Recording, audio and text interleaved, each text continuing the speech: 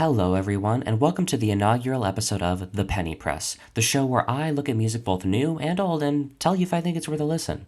I'm kicking off this series with a big one, and that big one is Lady Gaga's 7th solo studio album, highly anticipated Mayhem. Lady Gaga has been a dominant force in pop music for about a decade and a half now, and I've been a fan of her since the beginning. Mother even has an audio recording of me singing Telephone at about 3 years old. Gaga's music is basically a part of my DNA.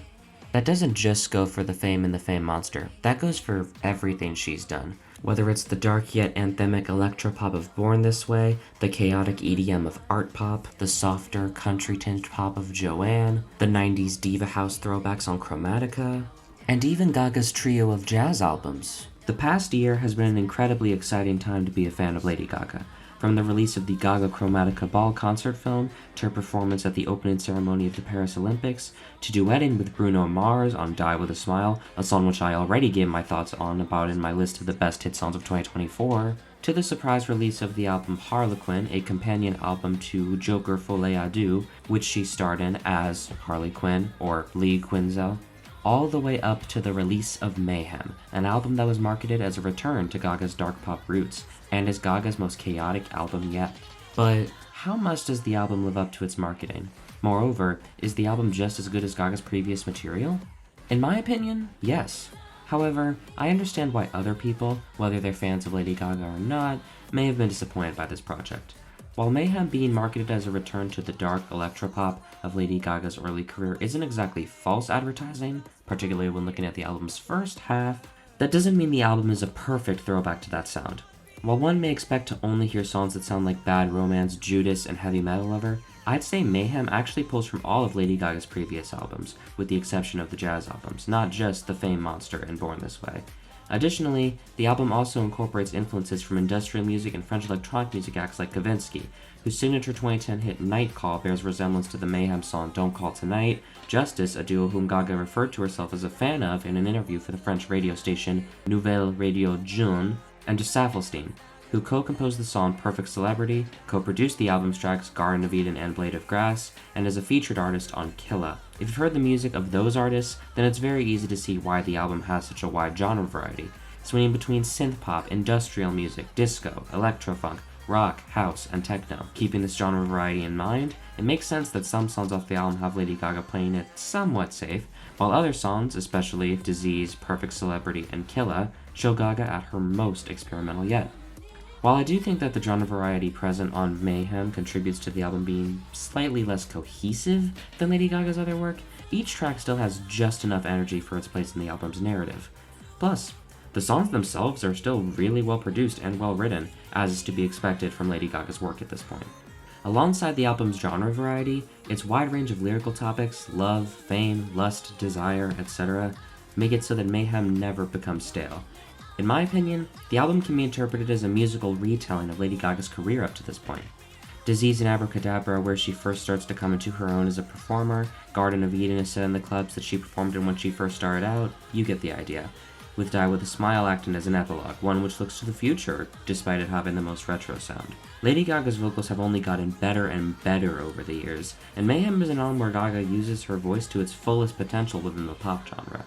I also appreciate how Gaga not only showcases her signature style of singing on this album, but effortlessly taps into her biggest influences, such as Prince on Killa, David Bowie on Vanish Into You, Trent Reznor on Disease, Debbie Harry on Zombie Boy, and Michael Jackson on Shadow of a Man. Such influence is present in the songwriting and production as well.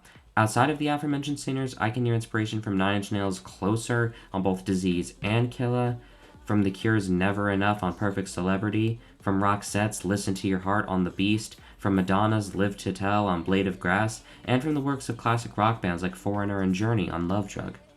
That is to say nothing of How Bad Do You Want Me, a song that bears resemblance to the works of Taylor Swift with its vocals, lyrics, and instrumentation, while also taking inspiration from Vince Clarke's work with Depeche Mode, Yazoo, and Erasure. The classic Gaga influence is still there as well, with Abracadabra sounding like it could have been placed on Born This Way, and Garden of Eden feeling like a more polished version of something from The Fame Monster. I already discussed the influence of Carole King and James Taylor on Die With A Smile in my video on the best hit songs of 2024. All of these influences are combined to create an album of songs that still feel like Gaga's own as opposed to them feeling derivative. In conclusion, while Mayhem is not exactly what its marketing might have made it out to be, it's still a wonderful pop album, one that not only has many great songs but is also wonderfully sequenced. The album's theme of chaos is never lost on the listener. In fact, Mayhem succeeds in its goal of making the listener, in this case me, want to embrace their own inner chaos and creativity, whether that's on a dance floor or not. I'm going to give Mayhem a 9 out of 10 rating. It isn't Lady Gaga's best album, but I think it's up there. As you can probably tell by this point, I really liked all of Mayhem, but my personal favorite songs off the album are Abracadabra, Garden of Eden, Vanish Into You, Killa, Zombie Boy, How Bad Do You Want Me, Blade of Grass, and Die With a Smile. As for the worst songs, well, I don't think any of the songs off of Mayhem are bad, but I would say that Love Drug, Shadow of a Man, and The Beast leave a bit to be desired. Love Drug's verses aren't super memorable to me, and I think it could have used a couple rewrites for that reason. I admire that Shadow of a Man is about sexism in the music industry, but I think that the verses could have been more vicious lyrically. I also personally think that the disco throwback sound is better executed on Vanish Into You and Zombie Boy than on Shadow of a Man. Lastly, The Beast does have great lyrics, but I think the production should have had more power behind it, particularly in the drums. If the production wasn't so pulled back, The Beast could have been a truly amazing power ballad, like Blade of Grass and Die With a Smile are, but that unfortunately isn't the case. Anyways, that's it for my review of Mayhem. If you enjoyed it, please feel free to like it, repost it, leave a comment, send it to your friends, subscribe to my channel, etc., because things like that really, really do help with getting my name out there. By the way, if you're wondering what the background music in this video was, the two songs that you have heard in this video are two mashups that I have done of Abracadabra and Perfect Celebrity. Both mashups are going to be on my Mayhem mashup album that will be coming out on SoundCloud, Bandcamp, and YouTube pretty soon. So please look forward to that. I put a lot of hard work into every single track on it, so I really hope that you do enjoy it. Thank you. If you want to read a text version of this review, that's out on my Substack, so please go check that out as well if you liked watching this video. That's all for now. My name is Penny, this has been The Penny Press, and I'll see you all next time.